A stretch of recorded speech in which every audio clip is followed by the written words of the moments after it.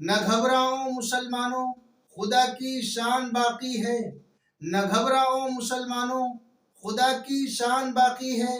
ابھی اسلام زندہ ہے، ابھی قرآن باقی ہے۔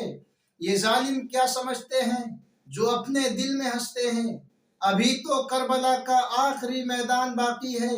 الحمد لولیہ والصلاۃ لأہلہا، اما بعد، اعوذ باللہ من الشیطان الرجیم، بسم اللہ الرحمن الرحیم۔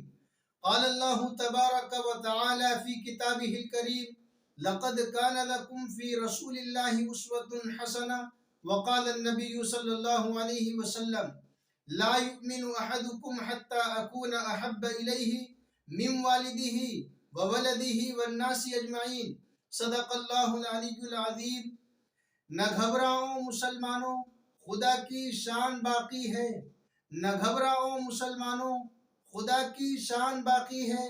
ابھی اسلام زندہ ہے، ابھی قرآن باقی ہے۔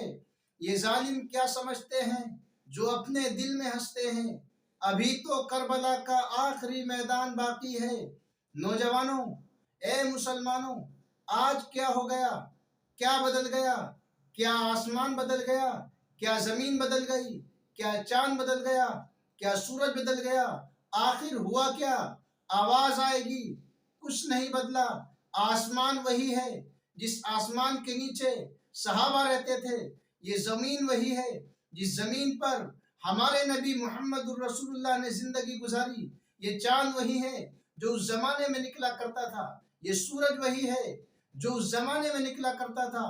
ہوا کیا؟ ہوا یہ ہے کہ ہم بدل گئے، ہماری سوچ بدل گئی، ہماری زندگی سے قرآن نکل گیا۔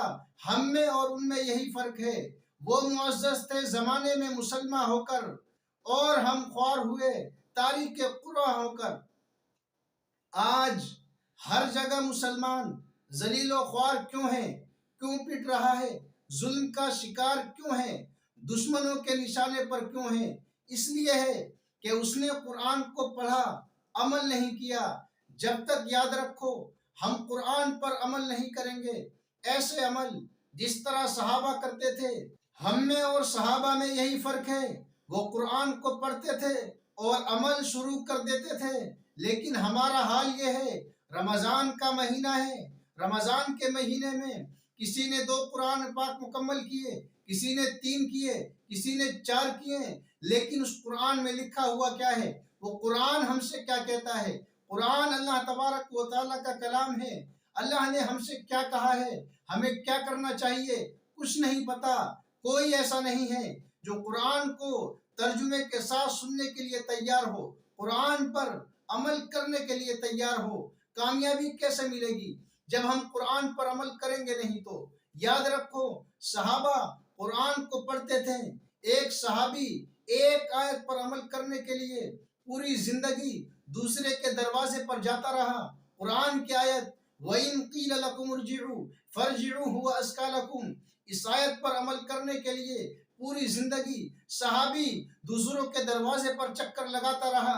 اس آیت کا مطلب یہ ہے، جب تم کسی کے دروازے پر جاؤ، کنڈی بجاؤ، وہ دروازہ نہ کھولے، کسی کام میں مشغول ہو تو برا نہ مانو، واپس آ جاؤ۔ ایک صحابی پوری زندگی اسی طرح کرتے رہیں۔ ان کی سوچ یہ تھی، ان کا خیال یہ تھا کہ میں دروازے پر جاؤں اور کوئی مجھے واپس کر دے تو اس آیت پر عمل ہو جائے گا۔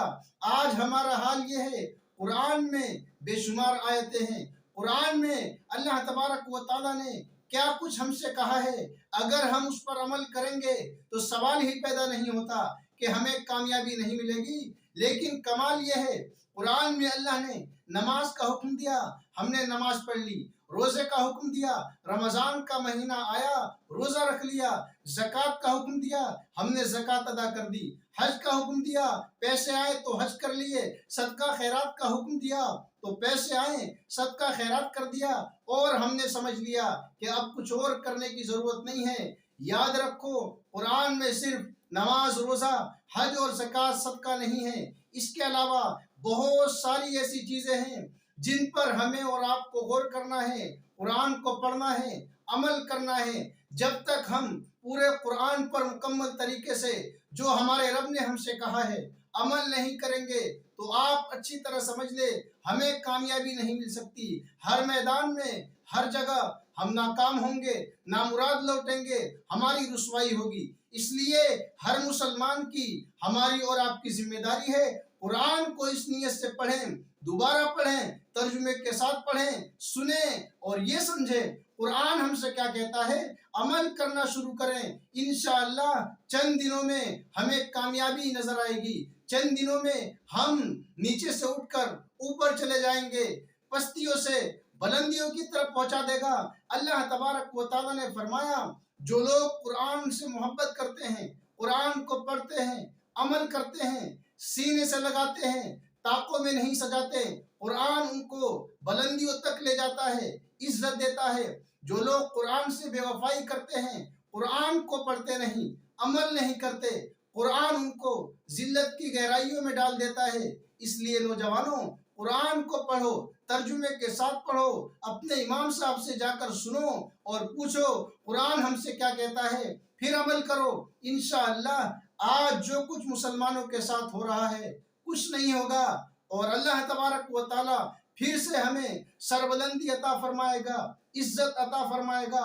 اللہ تبارک و تعالی ہم سب کو، ہر مسلمان کو قرآن پر عمل کرنے کی توفیق عطا فرمائے۔